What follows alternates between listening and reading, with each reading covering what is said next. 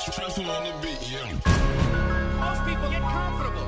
They stop growing, they stop working on themselves. So this is a video I decided to shoot because obviously the tensions in Minnesota based on the death of an unarmed black man, but even more so because of the outpouring of cluelessness of our white counterparts who maybe naively, but understandably so, don't necessarily understand the plight of the black man. So I figured if I shoot a video, mainly because it's easier. Nobody wants to read a 2-page anything nowadays, so I just felt it'd be easier if I recorded on video. Also figured I'd include my daughter. She's 13 years old. The purpose of this is she has the privilege of growing up in a different America that I grew up in. I had the privilege of growing up in a different America than my parents. My parents had the privilege of growing up in a different America than their parents. So part of the video is to also explain to white people and people who don't seem to understand why we are mad. Yes, we're mad at the people that are getting killed, unarmed people that are getting killed by police. We're still mad at Emmett Till. You don't know who Emmett Till is? Look that up. But part of the reason why I have my daughter here is so that she can hear what I'm saying, because it's very important that the younger generation understands why we're mad. It's not missed on me that if you grow up in a different society, or if you grow up different than your counterparts, you tend to be silent or just don't care because it's not you, and I understand that. So I have my daughter here. I'll really be talking to her, but in the process explaining to you why I believe there's so many misinformed people in the world. Say hey, Maya. Hi. Okay, so do you know why we are having these riots and these protests all over America? Well, from what I know, it's because a white cop, I think, killed an unarmed black man. Right. Have you seen the video? I've seen pictures of the cop having his knee on the man's neck. So how does that make you feel? I think it's just sad. And it makes me mad, to be honest. Why? Why are you mad? I don't know. It's just, it's 2020. You'd think that things would be different now. How do you know, Maya? You're 13. What?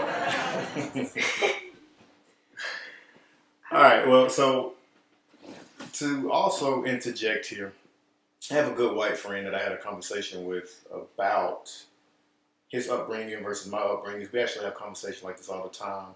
There's no jabs thrown. There's just completely silence when the other person is talking, and we're trying to learn each other's cultures. And what brought me to actually shoot this video was we were at work, and he mentioned that just recently he learned about the burning of the buildings, the massacre at Black Wall Street in Tulsa, Oklahoma.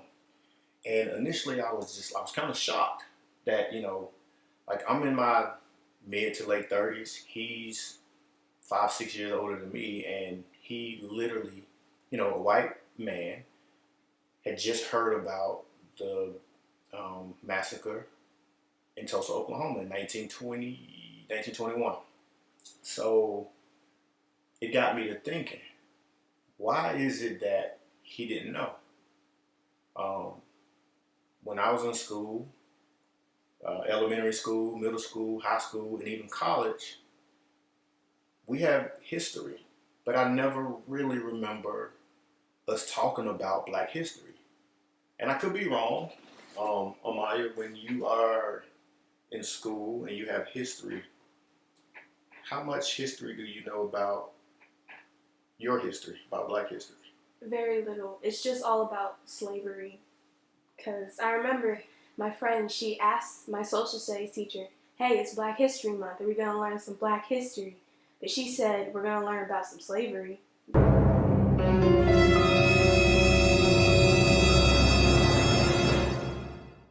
that was about it. Right. Right. So, in retrospect, it got me to thinking. Neither did I. I remember specifically in all of my history classes, around Black History Month, you talked about some of the prominent Black people who contributed to white society. But when you talk about Black history, you talk about slavery. You kind of sprinkle that in. It's sort of like, here's slavery, it happened. Now we're here to Jim Crow laws when we talk about segregation, where there's Black only, white only. But there's so much in between. So much in between there. And I think if other people, other races would do a little bit of research, they would understand why we are still mad 400 years later. Do you realize it's been 401 years since our ancestors were slaves? No. Okay, right. And in the grand scheme of things, that's a long time, right? But if I break down certain numbers to you, you'll realize that a lot of things hadn't really changed since then. So again, my friend who I worked with mentioned to me that just a few days ago he learned about the massacre that happened in Tulsa, Oklahoma. So back in Tulsa, Oklahoma, 1921, in the Greenwood district of Tulsa, Oklahoma, there were a few prominent Black men who escaped slavery. By this time, slavery was abolished, so they moved to Oklahoma. There's a whole story behind that. Trail of Tears, some Indians had a play in it, but that's kind of not the point of the story. Basically, they ended up in Oklahoma. Oklahoma, just like every other place in America, was still very racist, still very segregated, but they did have a block in Oklahoma, in Tulsa, in the Greenwood district, where they allowed Black people to kind of be there by themselves. They could own land, they could buy stuff, but they had to basically be within themselves. Long story short, this particular place started to flourish. Money turned over within their community several times, 10 times over. Do you know what I mean by that? Explain it a little bit more. So, think about it like this. If you go into our neighborhood where we live, and you know there's Walmart and everything down there. No. Now, ideally, when I need to go to the store, there's Food Line, there's Lowe's, there's Walmart. But usually it's more about convenience, so I might just go right down the street, right? Yeah. So that's what they did in that community. They didn't have to shop out in these other places where they wasn't wanted. White people didn't want them around, so they built their own supermarkets. They had their own churches. They had their own doctors. They had their own lawyers. So they basically became a community within a community where they didn't have to go out and spend their dollars with people who didn't look like them and people who didn't accept them. So this place thrived. It became a really nice place where people wanted to go, people of color, because they felt accepted. So do you get what I'm saying now? Yes. Basically, in 1921, not that long ago, it got burnt down. A rarely seen video of the 1921 Tulsa race riot. The old newsreel was played today during a discussion of the more recent racially charged events. Organizers talked about the role of the media in events related to the shooting death of Eric Harris. The Oprah Winfrey Network begins production in September on a miniseries based on the race riot. People lost their lives. So even if I rewind it just a little bit, as this place was starting to expand, there were other towns located around Greenwood District, right? Yes. And these other towns had their own businesses, all white people. And they were actually getting jealous and upset. They were watching this Greenwood District expand, flourish, see how much money was spent within that community. And as they grew, they expanded, they got bigger. They were starting to get closer and closer to those borders of those surrounding towns. So those other business owners were getting jealous, basically telling them, hey, watch your border. Don't be coming over into our town. Don't spill over into our town. So there was already high tensions going on as this place started to thrive. But really, what really caused this to boil over was apparently there was a black guy who, he didn't touch the woman. Apparently, he made a pass at a white woman. He said something to her.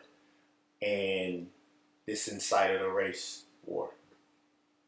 So basically, a lot of white men went into this town overnight, burned every building to the ground, and murdered a lot of people. Now the number, if you look at any article, will say maybe only 15 people died.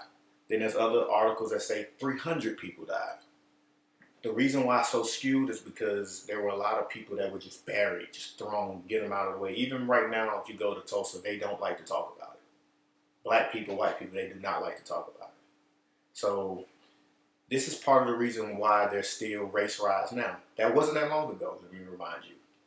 So the white people, obviously, surrounding towns, they had hospitals and everything else. So when this race riot happened, there were a few white people that were injured. There were a few white people that died. Those white people that were injured, and even the ones that died, they went to the neighboring city, towns, went to those hospitals to get treatment, or to those hospitals morgue to be, sent back to the families. The black people, their hospital was burnt down to the ground. So they were actually sent to the basement of hospitals to just sit there until they got ready to throw their bodies out and bury them in graves. Now, mind you, this was not that long ago, but this is just the start of things. You have those same people who died there. They didn't get any reparations. They didn't get their money in general to help build their stuff back. As a matter of fact, even when the stuff was burnt down, there were white politicians and people trying to sign these ordinances that will allow them not to rebuild. Like saying, these are fire hazards. This is a place where buildings burn down. You shouldn't build back over them. So even once they burnt it down, they were still trying to stop these people from building it back up. Long story short, over time, the few black people that stayed actually started to build their business and their buildings and stuff back up over time. But what happened was, even in this process, the area, Tulsa, pretty much worldwide, was beginning to be desegregated. So what happened in this process was, as Black Wall Street's what they called it, was building itself back up, desegregation happened. And that basically means now whites and blacks can be together in the same building. They can ride in the same car. They can drink from the same water fountain. They can go to the same schools. So in the process of desegregation, now black people aren't just spending their money in that particular area in Tulsa, Oklahoma. Now they're going around to these other towns, and basically that's the demise of Black Wall Street. Make sense? Yes. Okay. So you can fast forward it to times of Emmett Till. I won't get into details with that maybe later, but he was a little boy, like very young, 13, 14, around your age, made a suggestion, made a pass at an older woman, and the husband, I believe, and a relative basically went and killed the little boy. And his mom basically, when they found him, he had been dead a while, decomposed, face was bloated, didn't look like himself. But when they found out who he was, his mom got his body, and when they went to the funeral, she left the casket open because she wanted the world to see what these people did to him.